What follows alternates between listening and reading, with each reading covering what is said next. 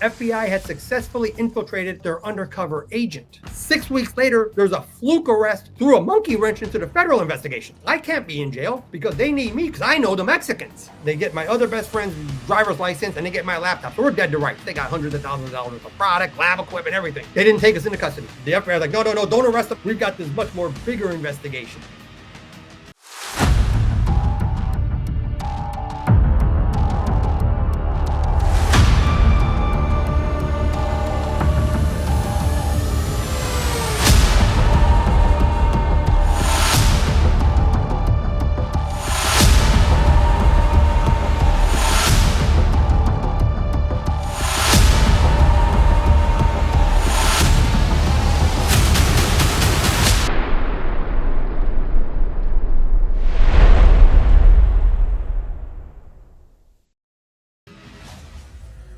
The riots in Los Angeles happened in the spring of 1992, mainly in May. Right. And by May, you had seen some fundamental changes in both the ecstasy market and what was then characterized as the underground club scene. You know, the underground club scene in LA had about a good 3-year run that pretty much petered out by 1991. The raves that replaced them weren't genuinely underground clubs. The promoters that were coming down from San Francisco or coming up from Orange County really took it to a very different level in the sense that they were renting public venues. And so there were raves that were being, 4,000, 5,000 people. That spring of 92, we had one in LA, 6,000 people. Well, that's not an underground club. That's at the Shrine Auditorium. Underground clubs, you're throwing them in broken down, old warehouses. Well, you got to think about, how are you going to manage a crowd of 6,000 people? You can't do that. Where are you going to park 4,000 cars? Yeah. So they were able to scale it up to a level that wasn't present either in New York or in San Francisco. Like they had authentic rave scenes that were underground in nature. Los Angeles was much more commercial. And so you started getting these, enormous raves that obviously made the promoters a lot of money. Well, it changed the dynamics because the demand was always present, but now you had the opportunity to market large quantities of ecstasy to the retail customer. And so a 6,000 person party is, an enormous party. Like the year before, they had at least 4, if not 5 big raves. Like on one of them, we sold nearly $60,000 worth of product. And so that's what created the opportunities for us to take it to that next level. Well, by 1992, things had changed because for the first few years, let's say like 89, 90, 91, it was essentially entrepreneurial younger guys. I was 22 at the time, where we're at right now. And most of the ecstasy is generated in the Netherlands or in Belgium. Now, we had our own domestic manufacturing capacity because we were operating with the chemistry professor from the University of Southern California. But we were like the exception. The overwhelming majority of the ecstasy hitting the product were just being smuggled in through Europe into Southern California. Well, by 1992, you saw the introduction of organized crime. It was just too fruitful of an area. Like the profit potential was enormous. And see, and the problem with ecstasy is and the reason why we had originally gotten involved with manufacturing is because the supply was never stable. There wasn't any structure to the operation. And in order to have the market get satisfied in an efficient manner, you need a capacity to bring different elements together. And that's what, in this particular case, you had the Israeli organized crime groups step in, and they provided the centralizing, like the organizing principle that oftentimes the Mexicans do. Because with a group, now you have division of labor and you have concentrations of power. So one group could be responsible for sourcing the product. Another group could manage the couriers. Another group could have the stash houses. Like it's too much for any one person. So if it's a 25-year-old flying to Europe and getting 5,000 pills, okay, great. He comes back to LA, he sells them. Well, that's exhausted after that. Now he's got to go back and, it's not a continuous operation where the product is landing with some regularity. Mm-hmm. And that's where you began to see, the organized crime guys step in. And with respect to the Israelis, they were in a unique situation because the two principal production companies or countries in the world for ecstasy were the Netherlands and Belgium. Because ecstasy, first and foremost, was an European drug. And so the markets in Europe were very well developed. They were mature. The United States was viewed as virgin territory. You basically had college-age kids that controlled, what was a very loose market. And so, Israel has a long and traditional relationship with organized crime, both Israeli Arab and Israeli Jewish. Per capita, it's such a small little country that they probably got more organized crime participants in that country than any other country per capita. And they have traditionally been involved in smuggling black market diamonds into Belgium, because Belgium is home to the world's principal diamond market. And so you already had elements of various Israeli organized crime groups operating in Belgium. Okay, well, here in the United States, the three of the principal markets are, of course, Los Angeles, New York, being the two largest cities, with the two largest rave communities. Also, Miami. Miami is one of the main party cities in the United States. There's a segment of the second tier cities, whether it be Miami, Las Vegas, Honolulu, that they were punching way above their weight as far as ecstasy consumption, because wherever you've got large concentrations of young people, people in their 20s, early 30s, they're going out having a good time. That's an ecstasy market. Miami, of course, was one of the main ecstasy markets in the 90s, along with Las Vegas and Honolulu. As far as, second tier cities, well, there are large Jewish populations in Los Angeles, New York, and Miami. And so there's a lot of traveling back and forth between Israel and the United States. And so whenever you see a group, any group, Mexicans, Russians, whatever, you need a diaspora of citizens from that other country in your country in order for them to be able to blend in. Right. Israeli organized crime is not going to function well in Kansas City. But they can maneuver very well in Los Angeles. And, when I was home, from Beverly Hills all the way to Santa Monica, they were the principal group, like very, very strong within the West LA area. And then when you kept going on Sunset Boulevard towards Hollywood, once you got past Crescent Heights, that transitioned over into Russian organized crime. Right. So, you've essentially got these two groups locked in from the Pacific Ocean all the way out to essentially Chinatown. And then, of course, the Sunni-owned triad takes over.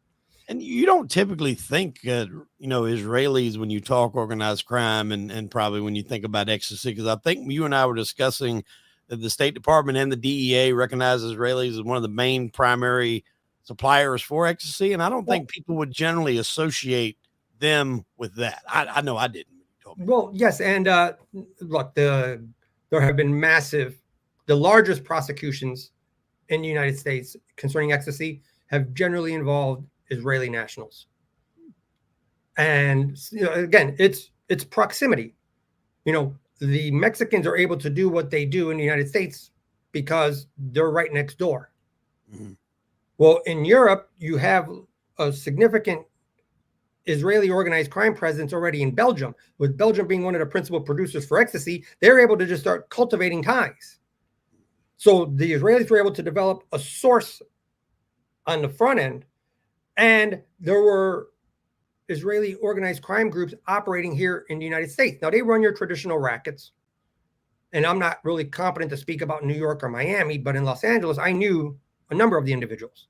Right. And they ran, very sophisticated rackets, like your standard bookmaking, loan sharking. Loan sharking usually turns into extortion because the guys don't pay the loan. Your traditional organized crime that you're very familiar and your audience is very familiar with respect to the Italians.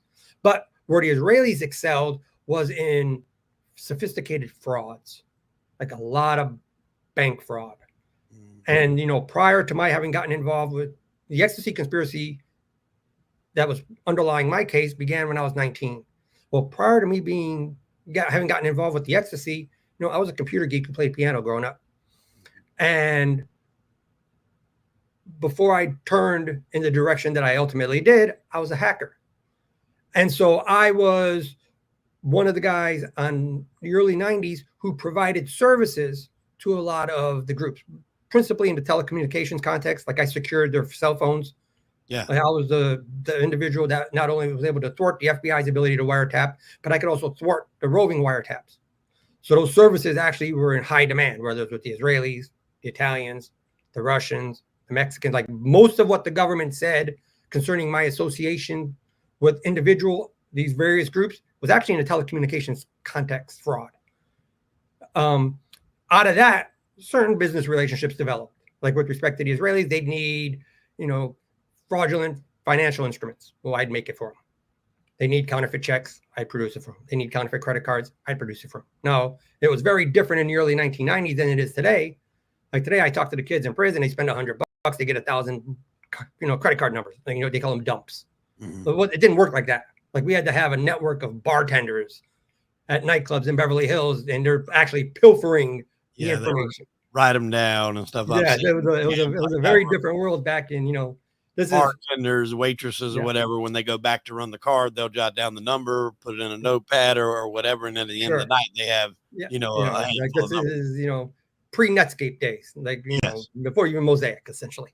The advent of commercial internet, and so that's where I began. So I began developing ties with some of these guys in that particular context, and they knew that I was involved in trafficking ecstasy. And actually, there was actually an unfortunate incident where one of the guys got a little bit out of pocket because I had the pharmaceutical and they had the standard quality, and they were trying to develop a line on the pharmaceutical. I couldn't sell it to them because I didn't have enough to supply my own customers. Right. And we're playing it off like, well, we know some guys in Europe. Like there is no guys in Europe. We're fucking making it with a chemist from USC, but we're not telling nobody that. And so one of them got a little out of line one time and, tried to imply that, well, you and your friends are operating in our territory. You live in Beverly Hills. And it's like, you don't talk to West Covina guys like that. Yeah. And so, one of my friends then had to check this guy. And so it kind of like, it created the boundary, but it resulted in very little actual ecstasy interactions between me and them. Like they supplied people that supplied me. Right. I got you. You know what I mean? And so like when he tried throwing that in my face, well, we're hooking you up with all this product. First of all, don't get it twisted, pal. You're supplying Aria. Aria supplying me and John. Like you're not doing me a favor. Now you want to give it to me at your price, then you're doing me a favor. Yeah. Otherwise, don't get it fucking twisted. And but anyhow, their operations in LA tend to be very sophisticated, particularly with respect to bank fraud. And they had the opportunity to step in with the ecstasy literally, a few years after we had stepped in, but they were able to bring in a level of manpower that we couldn't match. Like we didn't have people in Belgium. We didn't have people in New York. Like when I would go to Miami, it's me by myself. By the summer of 1992, the Israelis had taken a firm grip of the domestic ecstasy distribution markets, principally because they had access to the source. And what it did is it created a floor. So the independent operators, guys like myself, that were manufacturing the product, we can continue operating. The independent operators that were flying to Europe to smuggle it back themselves were continuing. But now you had a baseline where, you were receiving hundreds of thousands of doses coming into LA every week. And that's what stabilized the market. And that in turn allowed for further expansion of the rave scene. Right. Because ecstasy and raves go hand in hand. And so by that summer of 92, you had, the riots really harmed the underground scene because the underground clubs were primarily conducted in South Central Los Angeles, like old industrial sections of what are predominantly African-American communities that back in the 50s and 40s and 50s and 60s were old aviation hubs. And after the riots, LAPD they maintained a different forward posture with respect to the African-American community, but they were really tight. as soon as there was any semblance of a party, boom, they're shutting it down. Like any congregations of people. I was living in Phoenix at the time of the riots, and I flew in on day 2, like the second night of the riots. And, I'm looking out the window, and it's literally hundreds of structures are on fire. It was like in a complete hellscape. And I'm flying in to pick up ecstasy to get back out of Dodge, because at this point I'm ducking some federal investigations. And it was one of the most shocking images I'd ever seen. Like, you've never seen your own city burning. And, I get picked up at the airport, and for you to get into Beverly Hills, you had to be a resident, and you had the legitimate business there, because there was literally troop transports, like Humvees with 50 cows mounted on them going up and down Wilshire Boulevard. You had National Guardsmen, military personnel. They essentially created a cordon around, from La Cienega up to Sunset Boulevard and all the way down Wilshire. Like, the looters couldn't get past Wilshire or past La Cienega. Mm-hmm. Everything outside of that, the city sacrificed. They got all the way up to Sunset Boulevard. You were in LA a few months ago. Yeah.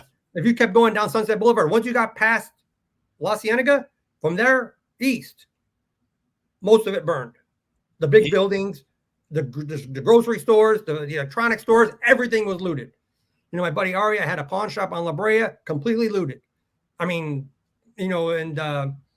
from that point forward, the relationship with law enforcement and the African American and lower economic strata of society in those sections of LA, it became much more militarized.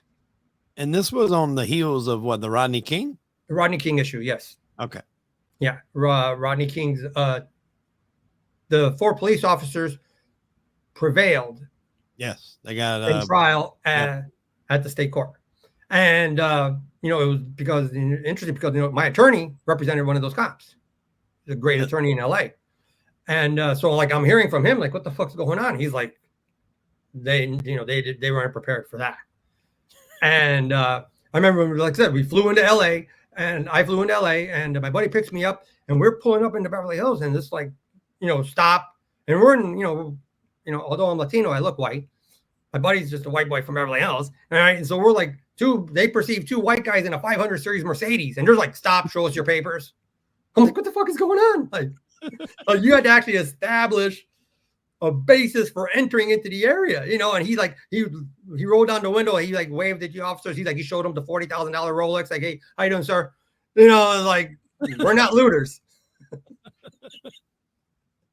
Like, they're taking IDs. And at the time I was using, I was ducking some federal investigations. So I was living under one of my fake IDs, Kyle Radcliffe. And so, I forgot to tell my boss that you use that as an alias. I forgot. Yes. And so, it was actual, they ran the numbers through California Department of Motor Vehicles. And these are authentic individuals. I had what they're technically referred to as synthetic identities. Yeah. Well, I had 3 of them in California, a couple of them in other states. And so I was able to duck law enforcement because I would just hop between these identities. And so, literally, they let us in. So well. Huh? I said, no wonder you and Matt get along so well. We've done very similar stuff. Yes. And so, hell, we were doing that back in the late 80s. That's how we got fake IDs to, buy alcohol.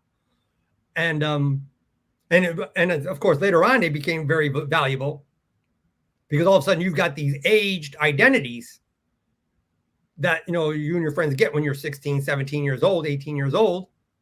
All of a sudden now, 6 years later, this guy's, as far as they're concerned, this guy's existed for 6 years, no problem. Yeah. And so, but with respect to the ecstasy, like on that particular trip, I remember I darted in, picked up the product, got out of town, like literally got on a plane, got right back to Phoenix.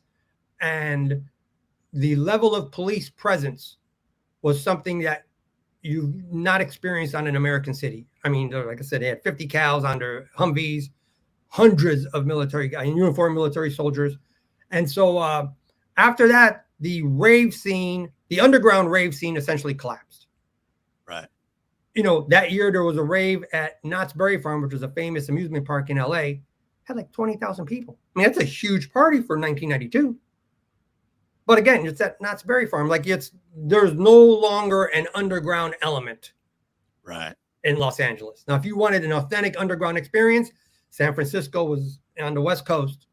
They had genuine undergrounds. And of course, in New York, they had the same thing. LA, you hate to play into stereotypes, but it's just, they tend to be a little bit more, superficial.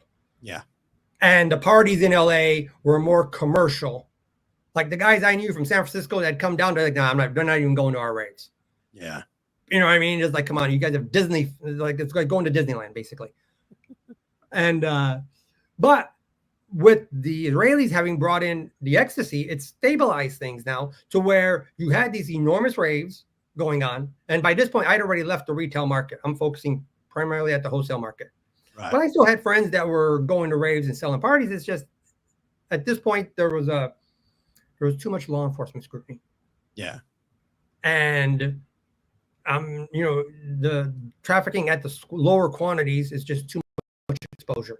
Yeah, and you've drastically stepped up your game, so to speak. Well, yes, like at this point, like when the feds kicked off their investigation, I was sitting on like 200,000 doses, which today may not be significant, but in 1992 there wasn't too many people sitting on a couple 100,000 doses. Right. And that allows you the clout and to be able to kind of distance yourself from I'll put it street level or club level. Sure. Yes. And so I was able to, I had made a considerable, the year before there was like a 3-month period where we weren't able to produce any product because we had to source one of the chemicals. And we discovered that other individuals had begun selling counterfeit versions of our ecstasy. They were essentially filling up capsules with, sugar mixed in with, iced tea. And, if you go to a rave and you and your buddy can sell, I could have easily sold 150 doses in a half hour. Yeah.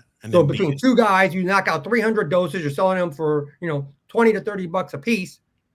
Well, you're making $4,000 to $6,000 in half hour, 45 minutes before people realize it's not hitting them. Yeah. And so it really undermined the retail market for our product because ours was bulk powder in capsules. Whereas what the Israelis were able to do, they're getting it produced in Europe and it came over already in pill form. So people couldn't adulterate their pills. Right. You know what I mean? So like the UFOs, although they may not have been as popular as the brown capsules, the fact of the matter remains is they knew that when you got them, you were getting what you were supposed to be getting, as opposed to all these jokers going around trying to profit off of, the market that we had created essentially. How long does it take for an ecstasy pill to take effect?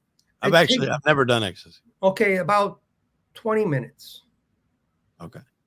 Look, it takes, it depends on how much, of course, if had you eaten right beforehand, it may be a little bit longer, you know what I mean? It might be 15 minutes, it might be 20 minutes. But, for me, I didn't, like the first time I smoked marijuana, I was 23. First time I did a line, I was 25. Like there was like 6 years of trafficking. For me, what I would do is ecstasy, but I would microdose it. Okay. Like physically, I'm not a very big person. Right. I only weighed 100, and at that time I only weighed 140 pounds. And my first ecstasy experience was, although I'm sure I had a great time, like there's like a 3-hour period in this nightclub where I couldn't remember anything. And I was like the introvert in the group. Yeah. And the first time I took ecstasy, like when I started being able to, when I regained consciousness of where I was at, I'm out on the dance floor making out with some chick. I'm like, I have no idea who this girl is. Like, I have no idea where the hell I'm at. You know what I mean? Like, I have no idea what time it is. I go and I find my friends and like, Kyle and Robert, like, dude, what the fuck? Like, bro, you're on fire. You made out with like a half a dozen chicks tonight. Like, I have no idea what's going on. And I'm like, okay, like, I'm sure I had a great time. Unfortunately, I don't remember any of this. And, we had the first time we were out, we were at the party at the Hollywood Palladium, and there was 5 of us, but we were supposed to have 6 guys. So we had an ecstasy pill left over. So like a few nights later, we're back in West Covina, me and my buddy Danny, and we're at this local nightclub for $1 drink night, and he had that dose in his pocket. He's like, hey, I got this one. You want to take it? I'm like, no, fuck that. You know, I mean, I was a little spooked from the previous night. He's like, oh, let's split it in half. And so like, all right. So he breaks it in half, and it wasn't a clean half. Like, let's say like 60-40 split. Yeah. So I took the 40, and it was the best night of my life. And so, you know, it indicated to me that I didn't need to take a full dose. Right. You know, here we were 20 years old. I ended up hooking up with like a 25, 26-year-old. You know what I mean? Like on ecstasy, I became Superman when it came to, you know, making moves, pushing up on women. You know, otherwise, like normally I'm very quiet, very, you know, more in the background. Ecstasy changes that. And so and that's why with respect to the dosage, once we started manufacturing, I had access to the pure pharmaceutical powder. So I could just put it into a shot of Jägermeister and it takes effect much quicker.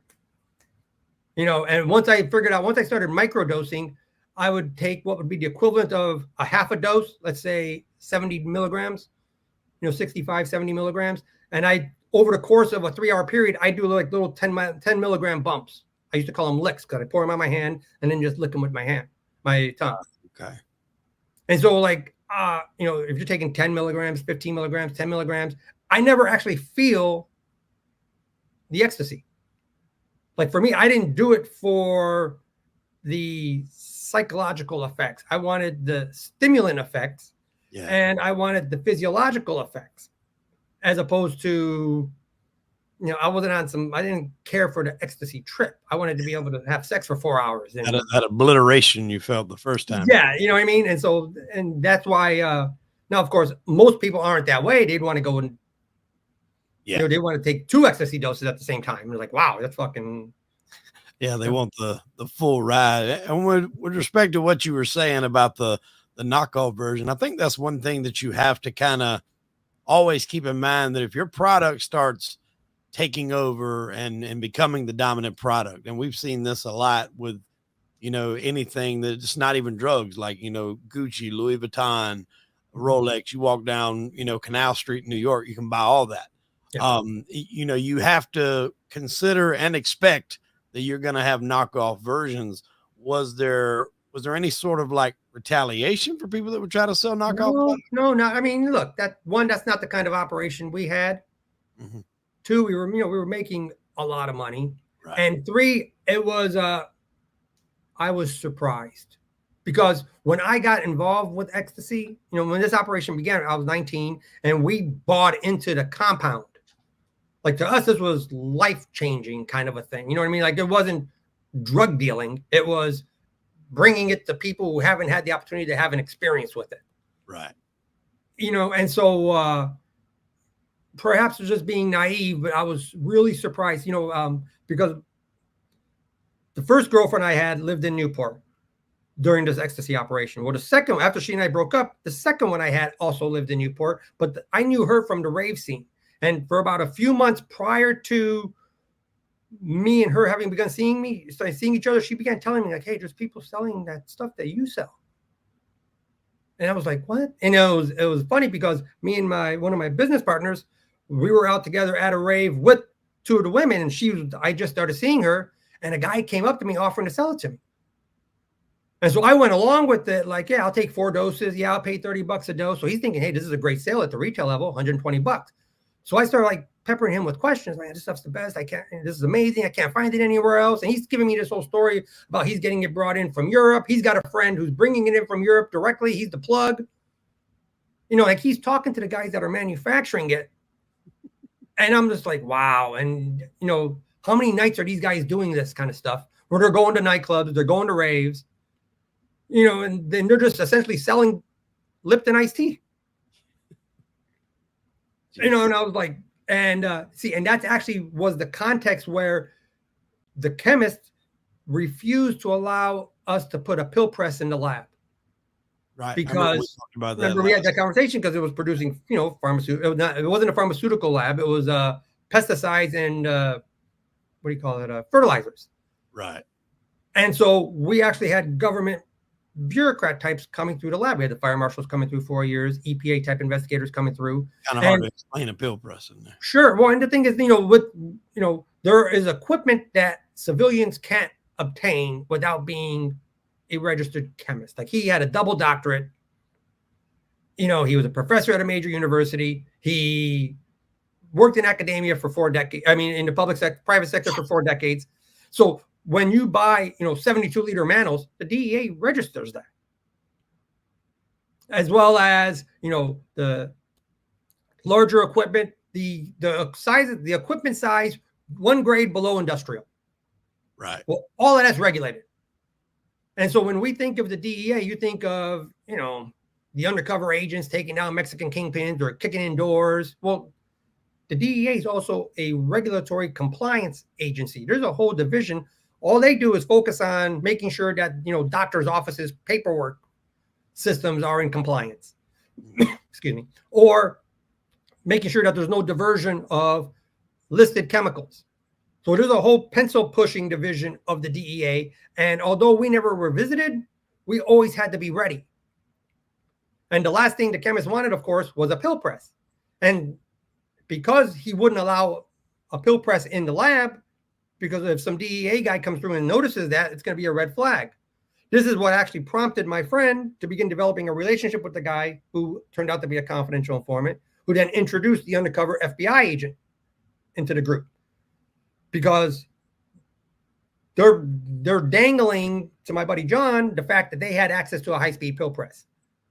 And now at the time, they're thinking John's doing business with Jimmy Prentice, Dr. Feelgood. Yep. So they're targeting John on the cocaine side using the pill press as bait. I got you. Okay. And there was shortly after New Year's of 92, and this is what precipitated us going on the run, is you had the ongoing federal investigation with the FBI targeting us for ecstasy and cocaine trafficking. Even though at that point I wasn't involved on the coke, they had it as just one investigation targeting me and my 3 roommates. Then you had a separate investigation targeting me and my 3 roommates for manufacturing methamphetamine. And this is the Hells Angels related investigation. Right. You had a 3rd federal investigation targeting me for distributing ecstasy on a transaction where my best friend sold product to a guy, and that guy sold it to the DEA agent, and then he gave us up. Yep. Well, he knew my name. And so there's literally, probably a good 3 or 4 week period where whenever I'd be down in Orange County out at nightclubs, they weren't even attempting to conceal it at that point. Yeah. And so there was just a lot of law enforcement scrutiny going on. And I'm thinking it was concentrated primarily down in Orange County. My girlfriend at the time lived down in OC. And turns out it was actually the same agency. Huh? Is this all from the same agency, or are these different agencies with these different cases? Well, no, you got the FBI out of San Francisco. You got the DEA out of the resident office out of Orange County. And you've got the resident office out in LA. And, that actually became an issue in my case because later on I developed a relationship with a cross-designated federal agent who was assigned to the FBI Drug Task Force who would compromise cases. He essentially a corrupt relationship. Right. And, when you think FBI, you're thinking, okay, they're just all FBI agents or whatever. No, each one of these field offices are like their own little fiefdom. LA FBI is separate from San Francisco FBI and Phoenix and Chicago. They run their own investigations. And so I remember one time, literally I was in Palm Springs with my girlfriend and I found out that the FBI had raided my parents' house. I was I'm talking to an FBI agent from San Francisco while FBI in LA is raiding my mom and dad's house. They take my brother was an honor student at UCLA. They take Johnny to MDC. My parents are going nuts at this point. What have you done? They know it's not him. Yeah. So I got to deal with my mom and dad going nuts. I got to call the federal agent. What the fuck is wrong with you guys? Don't you guys talk to each other?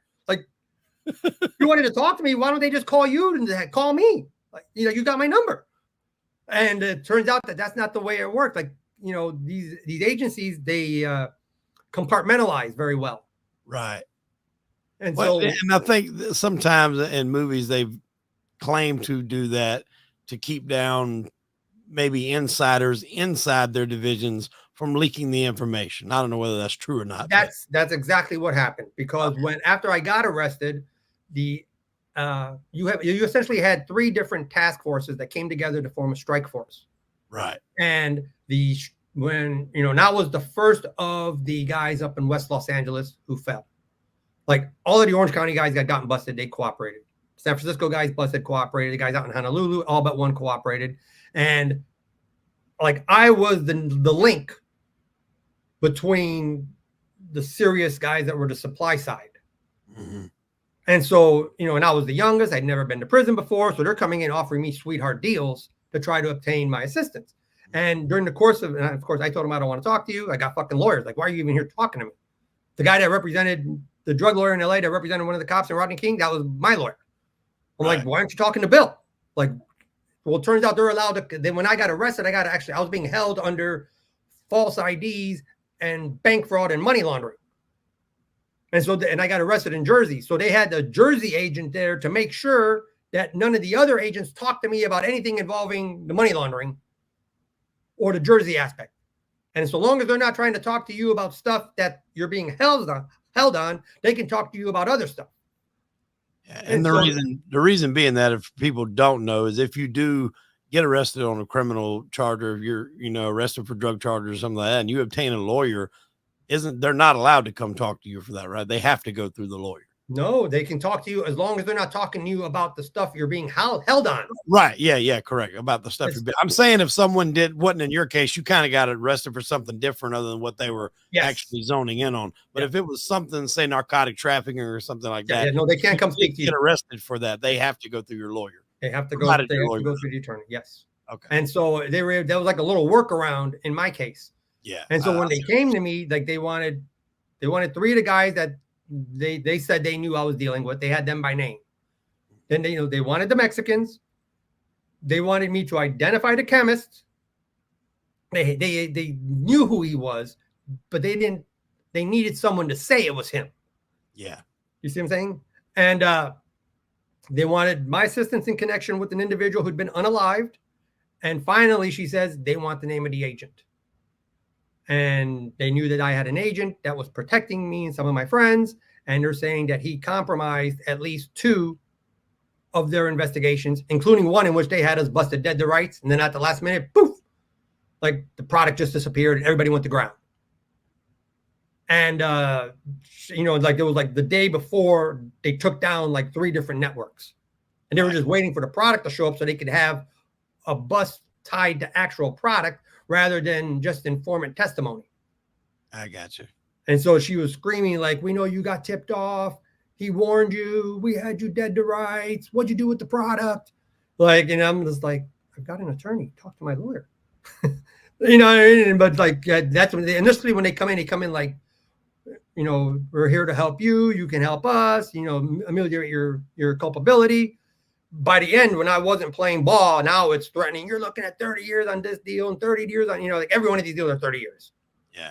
They come in with the hammer at the back end. But yes, that's a concern. And that's why they do it, so that investigations can't be compromised.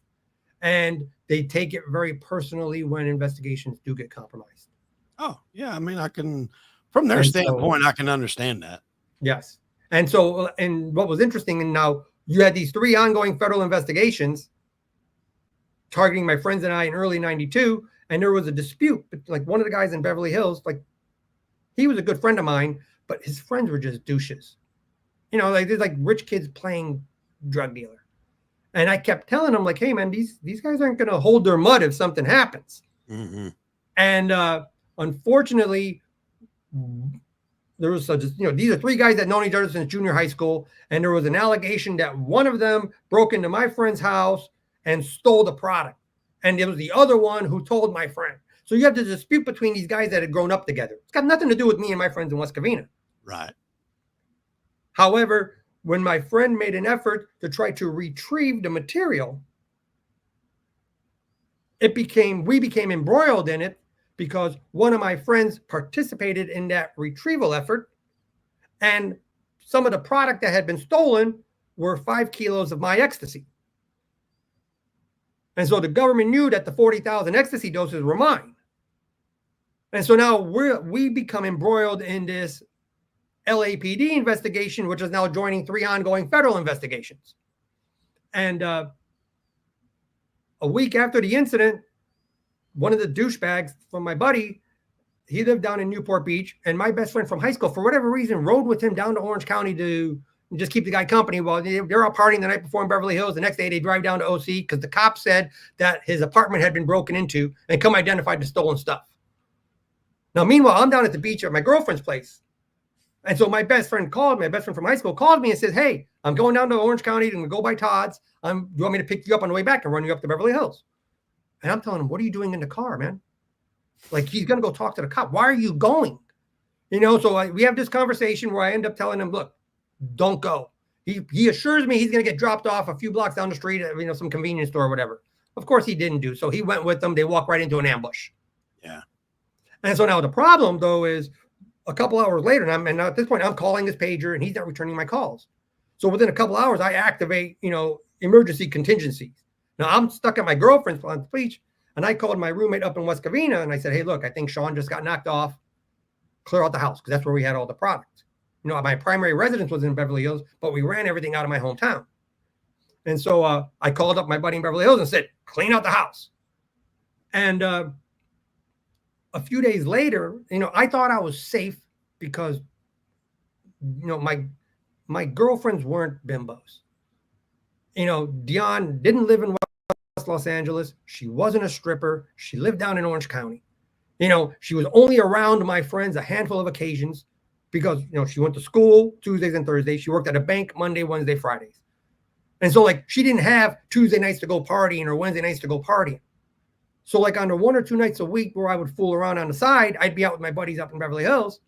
The rest of the time, I'd be with her down at the beach. So I actually spent most of my time down in Orange County, and none of my friends knew her last name. Most of them couldn't even tell you where she lived, just other than Orange County. And so I'm thinking, okay, I'm going to be safe here. Well, what I didn't anticipate, and this is what prompted me later on, never to have any more phones in my homes. And there was 4 years of no phones in any of my residences, was because the authorities were able to go and they pulled the phone records from our house, and they see, okay, well, we got 7 or 8 Orange County numbers. Well, one of them is my girlfriend. The other 5 or 6 belong to my roommate who was dealing with guys down in Orange County. Well, then they go and they pull John's girlfriend's phone records. They don't need to get wiretapped for telephone toll records, only to record conversations. So they just send an administrative subpoena to the phone company. Boom, here comes John's girlfriend Jenny's phone bills. One of the numbers that John's calling from our house is also calling from John's girlfriend's place. He's calling me and my girlfriend's.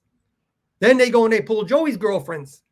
My girlfriend's number, the one number appearing in 4 guys' girlfriend's phone numbers is mine. And it was attached to a landline. So I'm down at the beach thinking I'm safe at Dion's. And one of the guys I maintained the ecstasy trafficking relationship with was my friend Jay.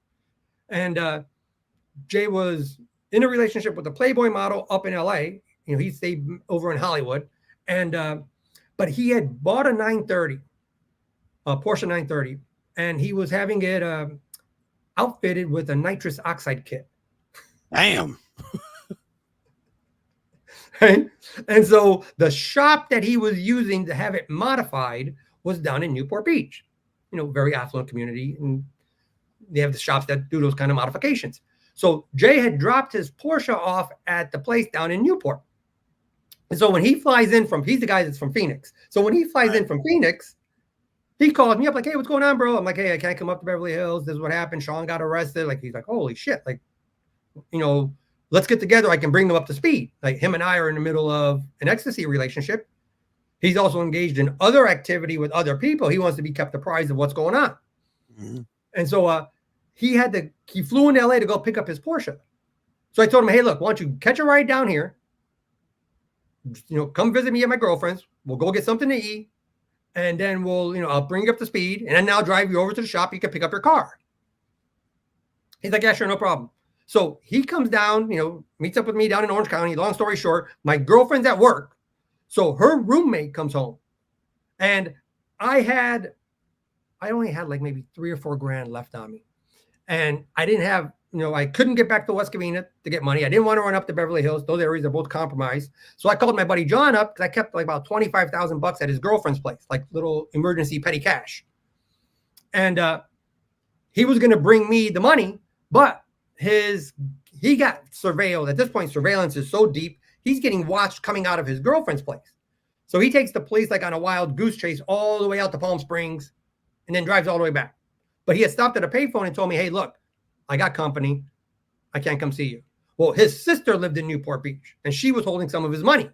So he said, I'll call his sister. So he called his sister, told his sister, meet up with me. And so she meets up with me to give me $16,000.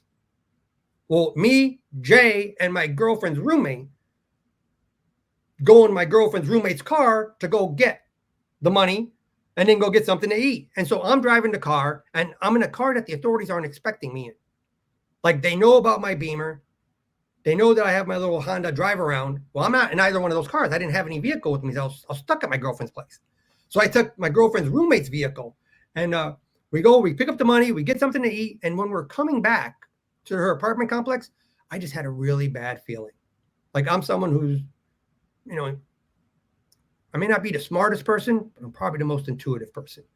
Like just one of those circumstances, like I knew something wasn't right. And so instead of pulling into her complex, I pull out and I said, no, I'm going to drive around the block, do a perimeter check. And so as I come around the back, like you had like a nice upscale apartment complex, like wrought iron fence all around. Well, on the other side of the wrought iron fence is the fugitive apprehensive team. You got the DEA and this all these guys dressed up like Ninja Turtles. Like they're getting ready to ambush me at my girlfriend's place.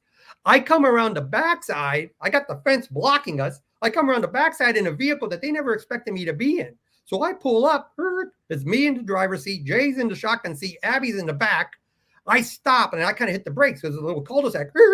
And all the cops there, like they turn right at us. And I'm just like, holy shit. So I drop that thing in the reverse. Wah! I'm screaming back. I'm going to the girls in the backseat screaming. Ah! Jay's like, go, go, go, go. We end up crazy high-speed chase. I'm dodging cars left and right. We parked underneath the fucking freeway overpass. All you kept hearing were helicopters all around us. And we're just like in there, just like waiting. He called one of his friends up, said, hey, look, go rent a car. Like the guy had to rent a car for us, drove it to some little bullshit ass mall off the 22 freeway. Meanwhile, they had the girl drop us off there. We jump in the car. Like at this point, I have no clothes on. I got $19,000 on me. You know what I mean? So we leave Los Angeles, bomb run out to Vegas. That chase was outrageous because like at one point I had the freeway off ramps. Like I had to pretend like I was going to go up on the wrong way. And so I pulled one of these little moves and I backed out and there was and the police were kind of like shocked for a moment. You know what I mean? Like I was able to get some separation. Right. And I'm just blowing fucking stoplights. Boom, boom, boom, boom. You know what I mean? I'm like, I don't like in retrospect, it was ridiculous if you think about it, because the statutory maximum for ecstasy was 5 years. Like, like I didn't know that I'm not looking. And then you're going to do what? 2.5, 3 years? Like I'd have been better off just pulling over. Like if I had gotten arrested in 92, I wouldn't have done 27 years in federal prison. Right. You know what I mean? Because that didn't come in until, 2000. But yes, and so that's one of the stories. And so that's what prompted the fact that, hey, we knew that for sure we're the subject of investigations. And at this point, we didn't realize that there were so many of them at the time. Mm-hmm. I had just literally turned 23. I'm ducking 3 federal investigations, an LAPD investigation. Jay and I bomb run out to Vegas. We stayed there for about a week. Then we're like, at this point, we don't know what's actually going on. So we just say, fuck it. We just go to Phoenix. We get a place in Paradise Valley. And so now, of course, I still have to maintain the ecstasy operation because I'm one of the principal distributors. Mm-hmm. So I'd start shooting. I'd fly in from Phoenix under one of my false IDs, go into LA, pick up product, and then fly out. So either I'm selling ecstasy out of Vegas, or I was trafficking ecstasy out of Phoenix, or I'm meeting my out-of-state customers in LA. That's like when I flew in the middle of the riots. Like I literally flew into LA, met with John and Aria, got the product. My buddy Aria's place had gotten completely fucking looted. I mean, like everything was destroyed. He was the one that was in tight with the Israelis. And so, So like, you're able to fly this on the plane? sure, of course. Yeah. I mean, obviously, I know TSA was a lot more lax back in those days. Oh, no, remember, this is before you even had to show ID to get on a plane. Right. You know what I mean? And so, yeah, I mean, You're on the just putting small, it in what, a duffel bag? sure. Well, you're not gonna take it through the hand carrier. You just put it in with, you just check the luggage. Okay, I got you. Yeah. Now, I mean, there were times when I would, go and buy old like computer monitors, disassemble it, like gut them, Yeah. and then ship it, and then fly to Miami. Because it was easier that way. Like I'd send it to Miami and then fly out a couple, 2-3 days later, because that'd give them the time to sell the product. Whereas these other transactions, if it was small, like let's say 5,000 doses, 10,000 doses, then it's just a straight shot. I just fly right into Phoenix and 5,000 to this guy, 5,000 to this guy, 2,000 to this guy. I mean, it was like those transactions weren't significant. So yes, I mean, look, the numbers sometimes sound impressive when you say, 40,000 doses, but by volume, it's only 5 kilograms. Right. I mean, 5 kilograms is nothing in the cocaine context, but it's a significant amount in the ecstasy context. And so people sometimes get, overly impressed with the number of doses, not realizing it's actually not very big by volume. Now, when you're flying this back to Arizona, are you setting up shop out there now at this point? Yes. In fact, that's where I ended up getting. By the time I left Arizona, there's 3 more investigations targeting me. God damn. Like I went out there thinking, I'm going to lay low. We had another raid in Phoenix. We had another raid. We had a smuggling operation raid. Then we had an ecstasy trafficking operation raid. It was like, by the time I left Phoenix, it was like, I wouldn't even walk through Sky Harbor, their airport. At that point, it was just like, I'm driving rental cars back and forth. Did it ever enter your mind in any of all that? You've got now 6 total, maybe even more investigations going on, spread across a few different states. Did it ever enter in your mind, maybe I should just get the fuck out of this game? No, the thing was, I thought I was safe because I had the different IDs. No, to answer your question, no. And, and this is an issue that happened in court quite a bit, because it's like, by this point, he'd been trafficking, 4 years at this point, and then, or 7 years at this point. Yeah, but you know what? When I got knocked off, I was 27. You're talking about, I got for deals that happened when I was 22. Like, you got no lick of sense at that point. Yeah. And and for us, it was more of like this romantic notion of, like outlawry, as opposed to criminal conduct. Like, I'm not a thief. I can't stand fucking thieves. You know what I mean? But selling ecstasy or even trafficking other compounds, it was just doing business. It wasn't perceived by me as being criminal. Yeah. It's like you were riding the line and you got to enjoy the perks, money, women, fast cars, nice houses. Yes. And that's, basically, and particularly when I got out to Phoenix, because, with my girlfriend back in Orange County, now I had a lot more room to maneuver. So, I started fooling around, like I said, I didn't respect the relationship. So I'm free to sleep around as much as I wanted to when I'm in Phoenix or I'm in Vegas or I'm in Miami.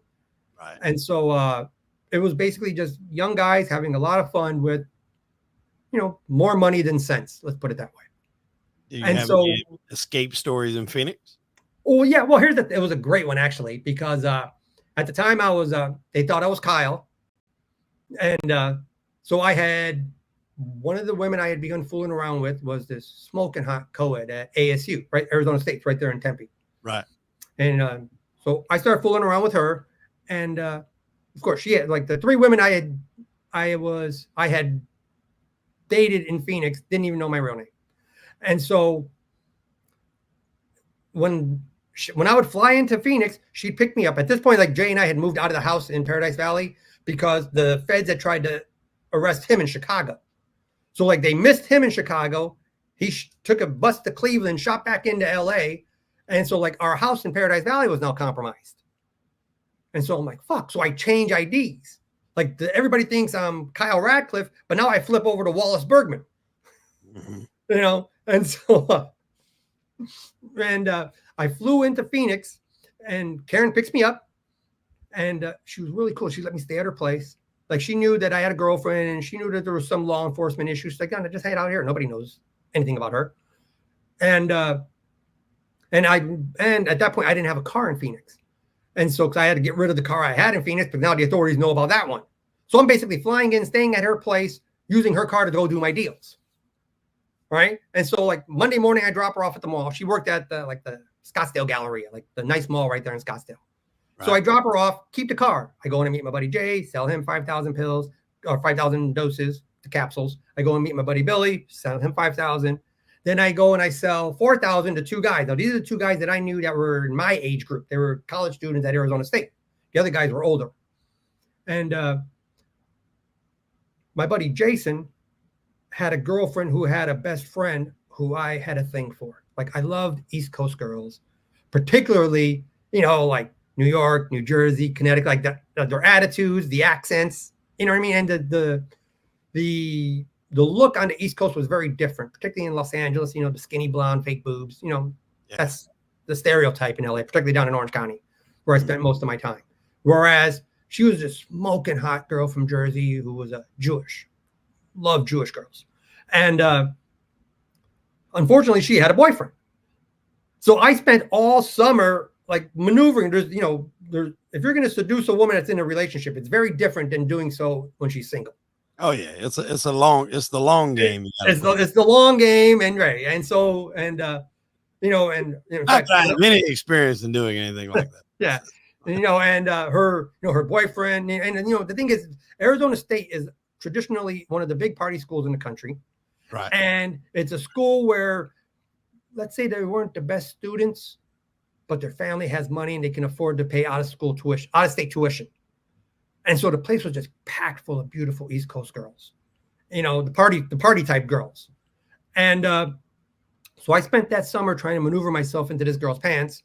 And a few weeks before, this is the week of Lollapalooza in Phoenix. Now, I already had tickets for Lollapalooza in LA to go with my girl down in Orange County. So now in Phoenix, I go out there to do the deal. I'm going to spend 3 days there. I'll spend one night with Karen. I'll spend one night with Lisa. And I was going to spend another night with this other chick. But if I can get my buddy Jason to get his girlfriend's friend to hook up with me, then I'll go that route. Because I've been trying all summer to hook up with this girl. Long story. And then just a few weeks earlier, like she agreed to leave the nightclub. The girlfriend and her friend were going to leave with me and Jason in two different cars to go back to his place to hang out. And as the girls are coming across the parking lot, her boyfriend showed up. It was like unbelievable. You know what I mean? So for me, So yeah, they wrecked my action. And so like 3 weeks later, I come back out to do another ecstasy sale. I'm like, hey man, let's pick up where we left off. Talk to your girlfriend's friend. Long story short, he arranges for her to come over. We're going to hang out at his place. The four of us get a case of Coronas, get some food, take some ecstasy. Like, I'm going to get my shot. And it was great because his roommate was out of town. So he's like, hey, this is my roommate's bedroom. Like, don't even trip. So I'm thinking this is, a perfect situation. Well, unfortunately, that afternoon, the girl whose car I'm driving, Karen, she's at work. She ends up being like the 9th caller on some silly radio call-in show. Like you call in, answer the question correctly, you win a prize. Well, she won a prize. And that prize was tickets for that night's concert in Phoenix for Lollapalooza. And so I had plans to be at Jason's hanging out with his girlfriend and her best friend. When I talked to Karen, she calls me up all excited. My pager starts blowing up. I'm with Jay in Scottsdale shooting pool, and my pager blows up. She's like, Kyle, I won. And I'm just like, she explains to me what, she won tickets, blah, blah, blah. And this girl loved Pearl Jam like you couldn't believe. And Pearl Jam was one of the main bands that year. Like I'd seen Pearl Jam 3 or 4 times already, and so like I was already going to Lollapalooza a few days later. But she was so good to me. Like I couldn't tell her no. Like she's like, I never ask you for anything. I don't put no pressure on you. I don't care about your girlfriend. She's like, you're taking me to Lollapalooza. And so long story short, I end up going with her to Lollapalooza. Well, while I'm at the concert, the DEA raids the place I'm supposed to be at. And so now they gaffle up Jason and they take the 2 girls. Now keep in mind, they don't know my name. So the DEA gets the 2 girls in the 2 bedrooms, separate them, question them. They take Jason into custody. Now, fortunately, earlier that day, I sold Jason a couple thousand doses, but he left the product at one of his girlfriend's friends' place. He didn't take it home. So they didn't get no product. So they're just taking him in to question him. Well, when they question the two girls, they don't know my real name. Right. They're thinking I'm Kyle. And they're asking them a bunch of questions about Pierre from Los Angeles. And so my buddy Jason's girlfriend's cousin was another one of my customers. And keep in mind, like all the Jersey people, like all their dads are like pretty big mob guys. Right. Heather's family was connected. Tony B's cousin was connected. The boyfriend of the other girl, her grandfather was a famous mob boss. Like these are all like these. So they all grew up in families knowing never talk on the home phone if there's a problem. Right. So the girls run to a payphone, call up Tony. Tony calls me. Meanwhile, I'm in the concert. He's paging the hell out of my pager because they're trying to warn me not to come back. The fucking feds raided. And so after the show, I get out in the car. I page him. I'm like, holy shit. So I call my buddy up. He tells me it's DEA raided. They got Jason. And, they questioned Heather and the other girl. And I'm like, and they wanted to talk to me. The girls did. So he gives me, and they're like parked out at another one of their friends is. So he gives me Cindy's phone number. I call the girls and, they're explaining everything that happened. And they're like, so I'm like, well, just calm down. Tell me what happened. And they're like, they had me in the room. They kept asking about some guy named Pierre.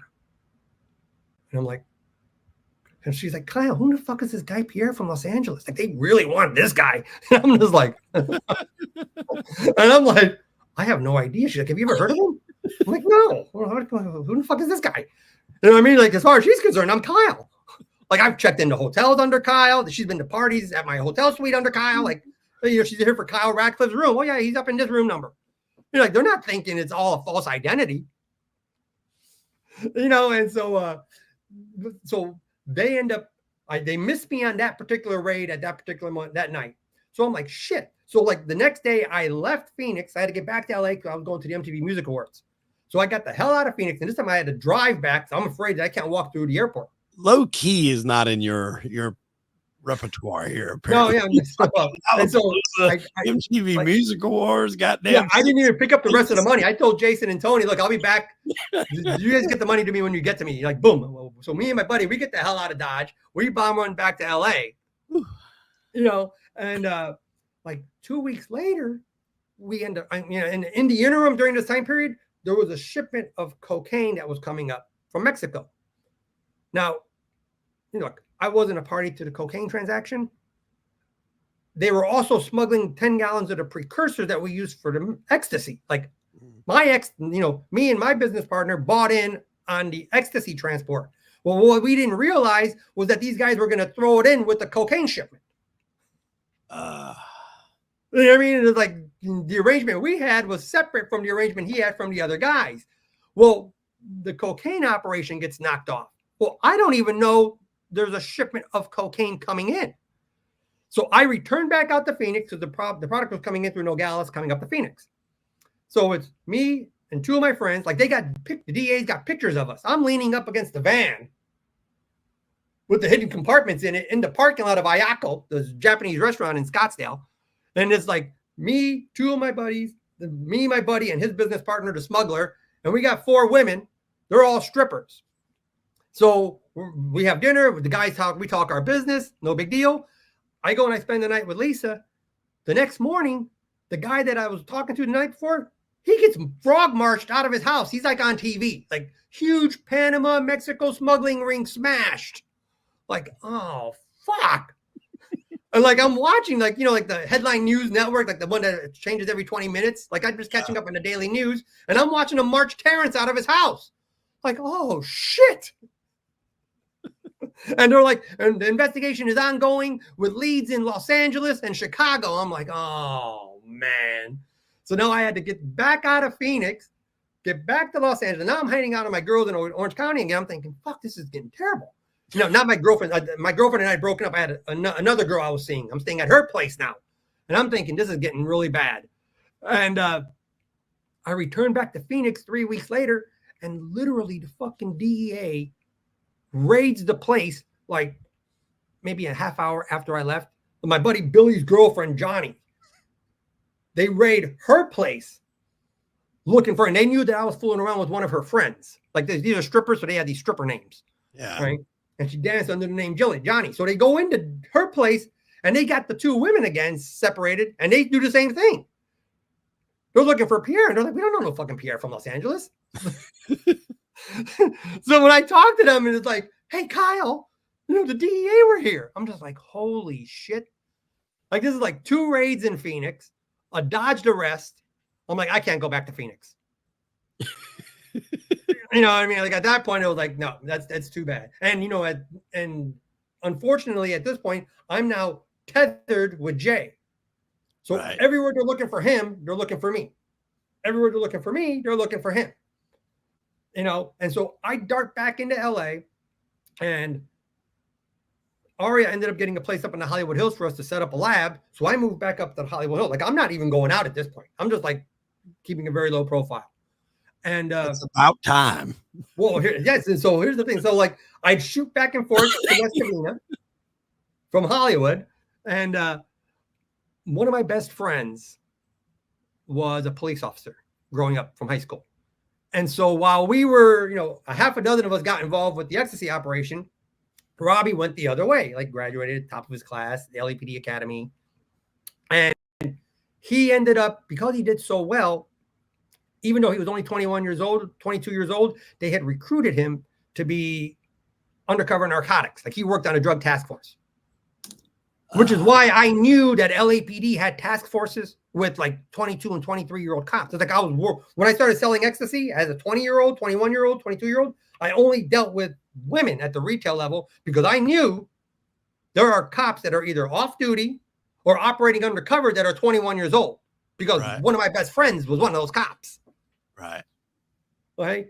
So you maintained a relationship with him? You knew he was a cop? Of course. Look, we grew up together. We went to high school together. You know what I mean? Did he know what you were doing? Huh? Did he know what you were doing? Yeah, sure, of course. Well, he did after the feds raided his house. They raided his house? That's where they arrested me. Holy shit. Yes. And so it was bad because it was like me and my buddy Robert, another one of my friends from high school. We get back from Vegas. We go to Vegas for New Year's. We come back and we're like at Taco Tuesday at El Torito in our hometown. And we run into a bunch of our old high school friends. Like, we weren't hanging out with the cop. Like, we see him, hey, what's going on? Blah, blah, blah. Like, we were good friends, but we couldn't be around him like that. Right. But we ran into him on his night off with a bunch of our other friends at a Mexican restaurant in our hometown. So he's like, hey, we're having people over. We're going to shoot some pool, drink some beers. Well, I didn't realize that the DEA had been following us because they're looking for me and Jay. They don't want to get me without getting him, and vice versa. Because he and I had already been charged together. And so I'm like, and they had my buddy Robert's place under surveillance in West Covina. And like, we'd leave his house and it'd be like, down the street, like, do you see that fucking van again? Like the first day you don't pay no attention to it. You know what I mean? The second day it's like, there's that fucking van again. And like on the third day, we and Robert, we walk over to the van and he's actually shaking the van. Like, I know you're in there, cocksuckers. Boom, pounding on the windows. They're actually in there. He's joking around like, ha, ha, ha, ha, fuck you, prick. This fucking jackass, right? And so, oh shit, they end up following us from the house that we had in West Covina to my buddy's place, who turns out to be a cop. It's him and 2 roommates. All 3 of the guys living there are cops. Like, I went to high school with 2 of them. I don't even know the third guy. And now they don't know that there's 6 or 7 federal investigations targeting us. They just see us as friends from high school. And so what was the unfortunate turn of events is one of the guys from high school was this guy named Bruce, and he had long blonde hair. Like, it wasn't Jay. But from a distance, you could look and think, ah, there he is. And so the authorities followed us from the El Torito restaurant to my buddy Robbie's place. And as the cars were showing up, Bruce wasn't with us. It was me and Robert. But a separate car showed up a few minutes later, and a guy with long blonde hair comes out, and he goes into the house. Now, 45 minutes later, boom, here comes this tactical unit over the back of your fence. The girls start screaming. Oh my God, there's people in the backyard. We're in the living room, me and my buddy Robert, my buddy Robbie, and another one of our friends from high school, a firefighter. We're playing video games in the living room, bullshitting. It's like 1 o'clock in the morning. And next thing you know, like the phone rings. So Robert answers the phone. And they're like, they tell him, it's the police, the house is surrounded, come out. He's like, fuck you, asshole. Like he's thinking it's our buddy Carl joking around. Yeah. Right. So he hangs the phone back up. Like a minute later, the phone rings again. He answers the phone. He's like, I told you, fuck you, asshole. We ain't coming out. Come get me, copper. And he hangs the phone back up again.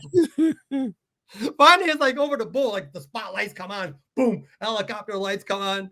You know what I mean? The bullhorn, the house is surrounded. Step out one by one, individually. I'm just like, holy, like I thought they would never arrest me at my friend's place. Here's a cop, LAPD drug task force cop. Yeah, you're thinking if there's one spot you're going to be safest with. The one spot in the world you think you're going to be safe at. And, and unfortunately for him, because, like I said, we just ran into him at a restaurant. He's having people over. Come on over. It's my night off. We're drinking. And so they end up taking us all to jail. They take the cops to jail, take everybody to jail. And what's great is I come walking out, and they're like one at a time. And so I give them my fake ID. I don't even have my real ID on me. I'm thinking I'm going to bullshit my way out of this. So I give them, Wallace Bergman. And they're like, shut up here, get over here, put your, they cuff me up, like, okay, you go over here. Like all the normal people, off to the left. All right, take him. That's Rausini. And I'm like, so I'm sitting on the curb. Here comes my Samoan friend, my buddy Robert, and he gives him some bullshit name. Like, no, it's Robert Sweeney. Put him over there. Like, so they take Robert over there with me. Then here comes a civilian that looked like Jay. And he's telling them his name is Bruce. And they're like, shut up. You're Jay Gardina. Here, they cuff him up. And he's crying. Why am I with them? Like his girlfriend and everybody's going in the other group. I want to go with them. I shouldn't be with these guys. I'm just like, and just totally pissed on himself. And at that point, like, you're gaffled up. What are you going to do? We were cuffed. They know who I am.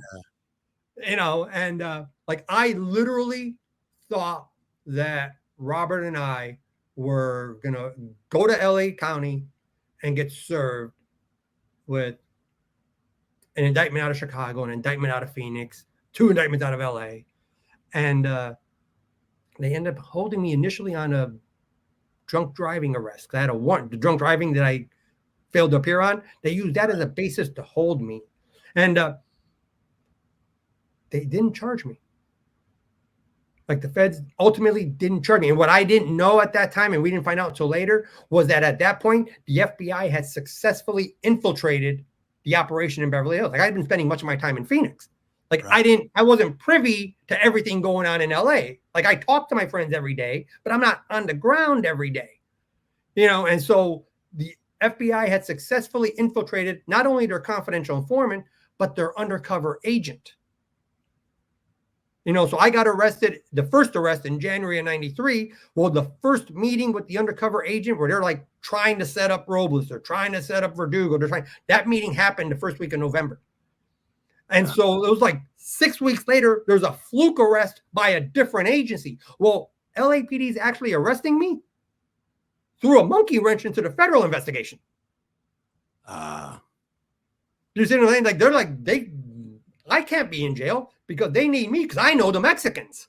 Yeah, they're still got their eye on you. So if they got the bigger prize. They're like, you know what I mean? It's like up their investigation. Yeah, it's the same thing that happened. Like later on that next year, they raided one of the stash pads, and it was my best friend named Joey's name. But they got my laptop, the one I used to manufacture, the telecommunications fraud, the credit cards, the checks, all that. They got all that stuff on my laptop, and it was my laptop. So the place is in my best friend's name. They get my other best friend's driver's license, and they get my laptop. So we're dead to rights. They got hundreds of thousands of dollars worth of product, lab equipment, everything. They didn't take us into custody. Because, again, the FBI was like, no, don't arrest them on that bullshit. Like, we've got this much more bigger investigation. Right. And so when they released me from LA County Jail, I was stunned. Like, I thought, like, this can't be happening. I called my younger brother, like, hey, come get me. And he drove me to my parents' house. Like, I didn't leave my mom and dad's for 3 days. But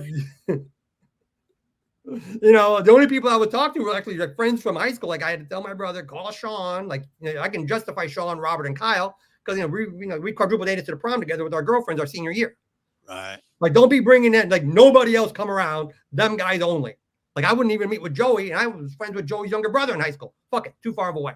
You know what I mean? It was like, and that's, you know, at that point we were about 6 months away from the main event, where you had the authorities had us dead to rights with probably about $1.5 million to $2 million worth of product, and the undercover agent and his informant extorted a bribe instead of busting us.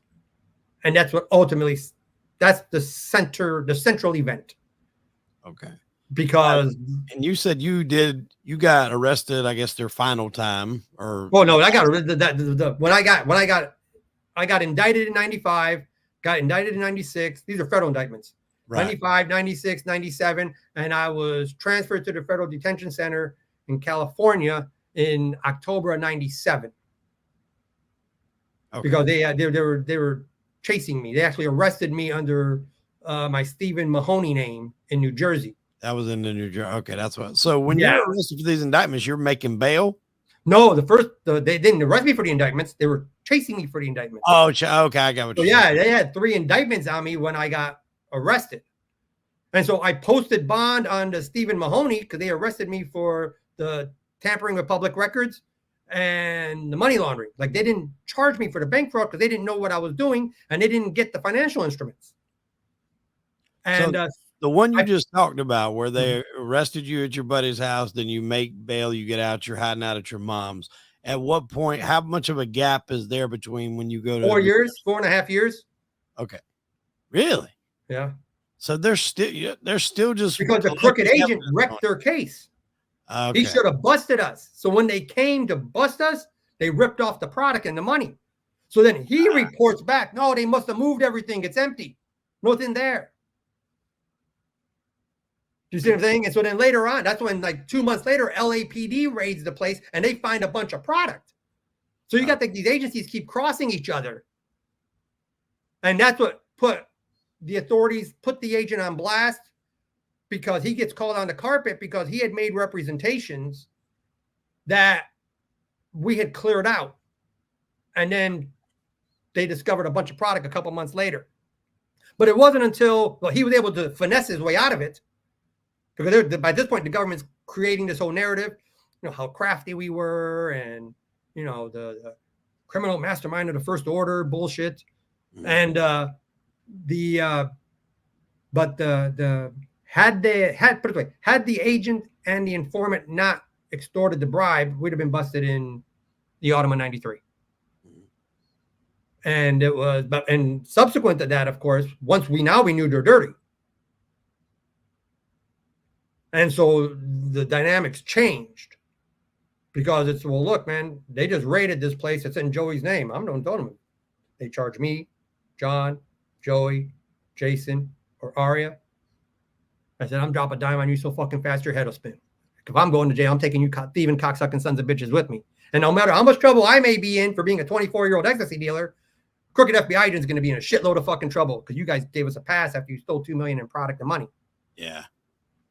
And that's when you had the authorities begin treating it a lot differently because there were a number of investigations that were compromised.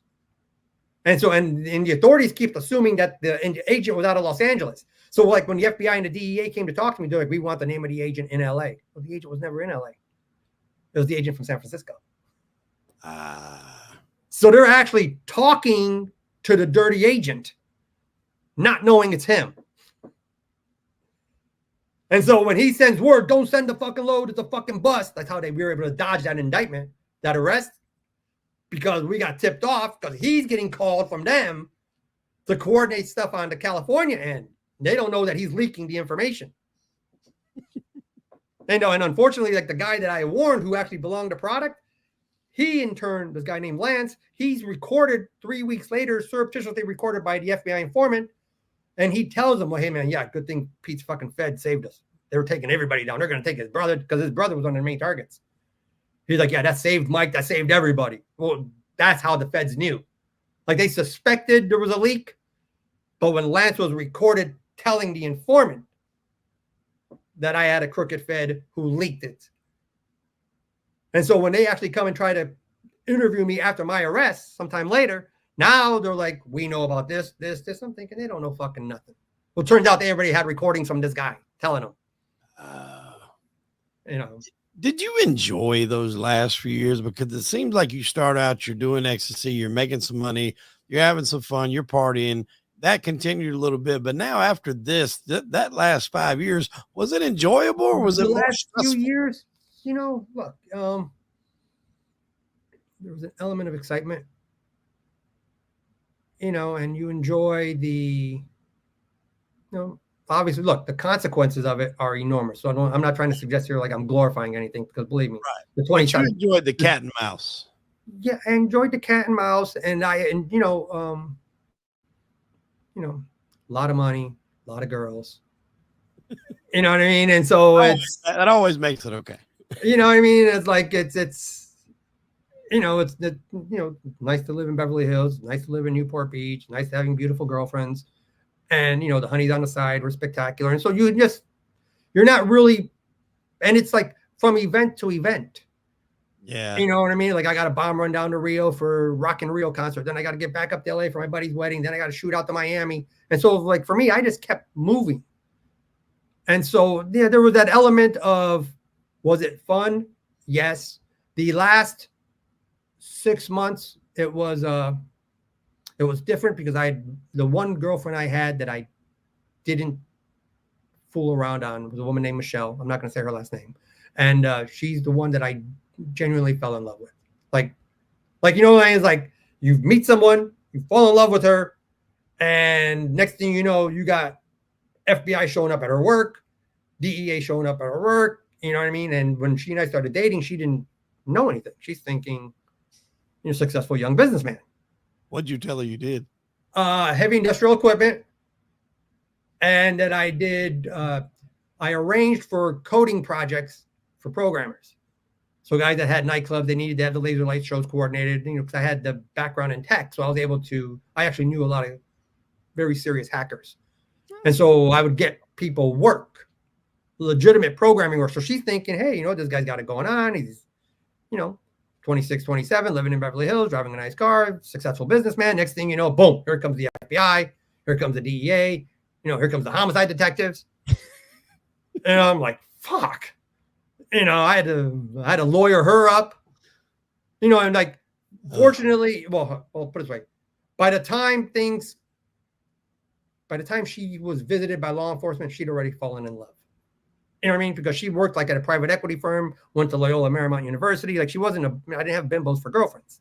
Right. You know, and her friend that set me up with her told me, you better get her to fall in love with you before she finds out. Because she doesn't date drug dealers. Right. You know, our mutual friend knew I was a drug dealer. Yeah. You know what I mean? And so by the time things had gone sideways a little bit, you know, women tend to be a lot more charitable if they're in love. Oh, yeah. Yeah, 100%. You know what I mean? And, you know, it was difficult because, you know, her father was a civilian military contractor working on like Raytheon rockets. You know, and so like the FBI shows up at his work and now they're threatening his security clearance because his daughter won't cooperate. You know, and they were upset because, you know, I just started getting lawyers for everybody. I can't tell you how many lawyers we fucking had to hire. And so like we're thwarting it at every turn, lawyer, you know what I mean? But it was, that was ultimately another big mistake, of course, because you think you're blocking them. No, they're like, okay, he's got the financial wherewithal and the sophistication to stop the investigations on the one hand, plus he's interacting with the corrupt Fed on the other hand, because they still don't know who the agent is. Right. You know, and so it really took what should have been a garden variety case where, okay, like you get 20 years. Okay, it's your first drug offense. You know, you get downward departures, you get sentence reduction for, you know, post-arrest rehabilitation and promptly taking a plea, blah, blah, blah. I could have done maybe 13 without cooperation. I probably could have gotten maybe 6 or 7 had I cooperated following my arrest. Served that much time, you know, a 10-year sentence, 9-year sentence, serve, you know, 5 or 6, whatever. You know, I made a mistake not doing so, out of a misguided sense of loyalty, you end up doing, 25 years in prison. Wow. That is this last 45 minutes of this episode seems like it did a line off a table from y'all's dealings back there, because it's been wild and crazy. I can only imagine. And I know we touched on, the last episode of, they were talking about possibly turning your life story into a movie. And then it basically was told to you, look, there's too much to do a movie. And I believe now, after hearing, we haven't even discussed everything, and you're just now going to jail. You've got, years and years of stories in jail, doing cases. You did become a lawyer while in prison. I would tend to agree. This is like a mini episodic series or something, if not multiple seasons. But I've thoroughly enjoyed this episode, especially the last half of that with all the on the run stories. I want to close out with this question. And then when we come back in later, we can either cover some more of the organized crime element, or talking about how you did fight your case and done all that behind bars. Looking back, like, if something else would have come along, you seem like you are a very bright individual. I feel like you could have had a prosperous career in anything legitimate. Looking back, would you change anything, or was it just like, that's kind of the route you were going to go? No, had it not been for the ecstasy, which I truly believed was revolutionary, like, I wouldn't have gotten involved with selling cocaine, or I'd never even smoked weed. Right. I'd been dealing for 4 years. Right. Like, I was an anomaly within what later on became, the higher level trafficking community. Like, I was the computer geek. You know what I mean? Like, I'm meeting with guys, they couldn't even turn on a computer. I'm I'm the one doing the activity that most of them weren't even contemplating. And so, to answer your question, I got a full scholarship from the military, UC Berkeley, UCLA, like, full ride. And I jacked that off to be a drug dealer. And so that's why when I do speak, like, I do speak to younger people, because they look at it from, you live this, from their perspective, this incredible run. Mm-hmm. You got this 9-year run that was just, Playboy models and strippers, essentially. Right. And I'm always the one pointing out, like, no, what about the 25 years in prison? Right. That's what I was going to ask. You're not there to bury your father. You're not there to bury your father. You're not there to bury your brother. You're not there to comfort your mother. There are events that occur that you can't participate in. And the harm that you cause, not just to the other people involved, but, just to your family, you really get to appreciate how terrible the experience of your incarceration is for them. Yeah. And so, but yes, to answer your question, I, like I said, had an opportunity to go, computer science major, top secret security clearance in the service. I was heavily recruited. I was, taught how to program cryptographic systems to facilitate communication for submarines. Like, I could have easily gone a military route, could have gone a computer science route. When I was 23, I was given an opportunity to get involved with trading, commodities trading. I knew another gentleman in Beverly Hills who loved ecstasy, but he was a trader, and really is what caused my interest. Even to this day, I still do a lot of trading now. But yes, I did have that opportunity to get involved with those markets at an early age, which, of course, I would have avoided all the incarceration. My buddy Jay, when he called me up, he's like, "Hey, I'm out. I'm going porn. You want in?" I'm like, porn? No, I'm not going to get involved with fucking porn. You know what I mean? And so, like, at every turn, there's opportunity that I turned down. When I was in Brazil for those 3 months, met a beautiful woman, great. Father was practically a billionaire. Had every opportunity with her. Like, you can, her family's like, if you stay, you can be with her. If not, go home, because they're afraid she's going to do something stupid, like try to get pregnant to keep me there. Right. Just everything. And, my family was fairly well-to-do down there. And, my uncle's like, look, you can make a life here with her. Meanwhile, I got all my buddies back in LA. Come on, we got a party. You got Danny's wedding. Come on, you got to get home. Like, my life was here. Yeah. Now, in retrospect, when you look back, Should I have gone other routes? Of course. Yeah. You know, it's embarrassing that I got myself into the mess that I did. I'm disappointed in the fact that I did so. And of course, you know, the 2+ decades in federal prison was an enormous price to pay. Yeah.